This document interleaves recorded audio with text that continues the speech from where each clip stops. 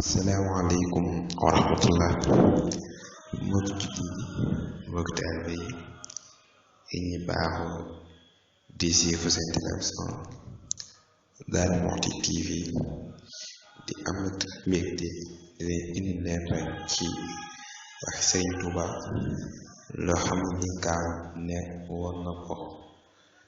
Sëriñ Tuuba nee na ngeen am fulla na ngeen am fayda.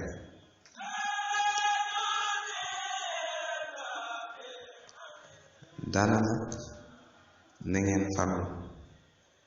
nee na fulla mooy loo sore ci biir fu lu baax yam rek nga yam sa.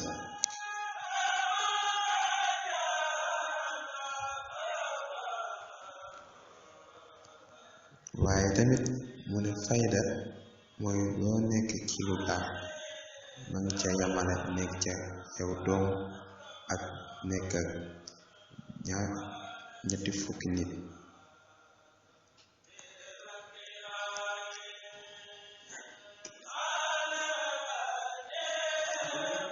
nee na nag farlu mooy loo baaxoo def ci lu baax saa yu waxtu nga doon def jotee nga dagg lépp looy def te dem def ko.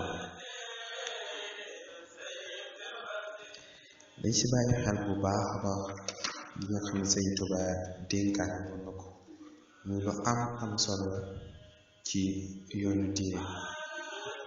wasalaamu aleykum wa rahmatullah ci seen benn waxtaan ci jaar Sëriñ Tuuba di wax tamit ngeen gën a abonné ci seen